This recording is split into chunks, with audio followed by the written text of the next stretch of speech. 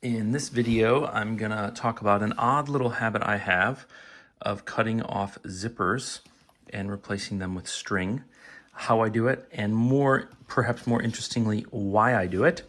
And to explain why I do it, I'll just go quickly through the history. When I started traveling a lot internationally with checked baggage, I had a lot of these zippers get bent or broken on my checked bag. And that's because the luggage tumbles through the conveyor belts and things like that.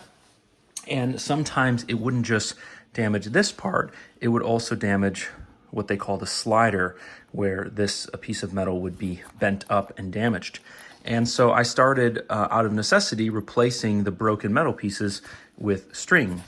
Then when I started backpacking and getting into ultralight backpacking, I found that some backpacks were actually coming that way right from the factory, where they would omit this little metal part and just do rope or string of some sort. And I started doing that on my own bags. As an example, on this bag, I think there was a total of 14 different zippers, all of which got replaced with string. So there's a slight weight savings, which is somewhat insignificant. You also have the ability to organize things. So this is the one pocket that's kind of different than the rest. So I could tell my kids, hey, go to my blue bag and open up the green zipper. So you can get some organization out of it.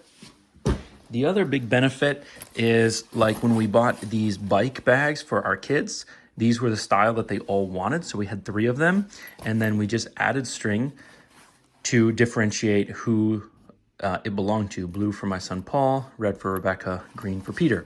And in this case, we left the metal bit on because they didn't want to cut them off, but you could have just easily cut them off.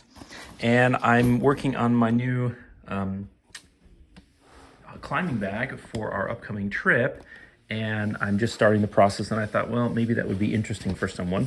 So it's pretty simple. All you do is take some sort of side cutters, dikes, diagonal cutters, and you can just cut one side and normally just bend it, or you can cut both sides. It comes off very easily.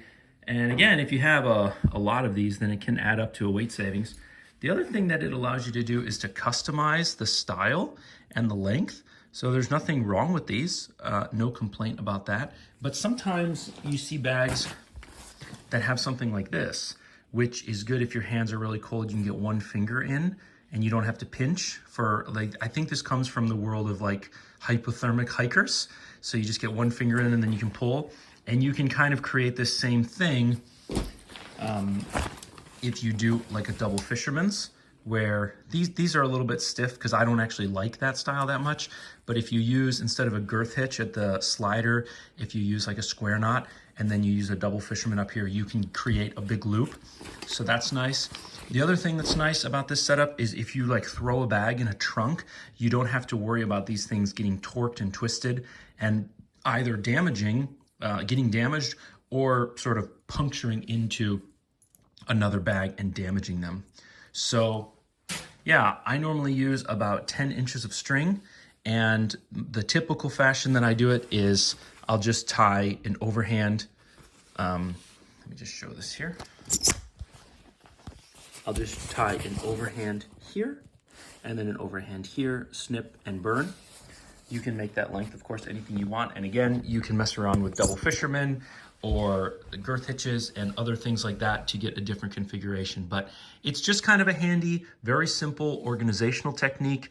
If you do a lot in the backcountry and you're working at night, it's just easier to find certain zippers. It's easy to organize your equipment with your kids if they have the same stuff. It's easier to identify your bag at the airport when it comes off because you have a black Samsonite like everyone else, but then you have, lime green zipper pulls.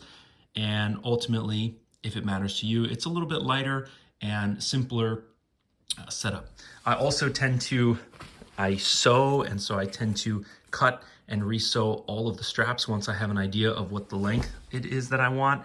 And it's just nice to modify your stuff and make it just a little bit more useful to you.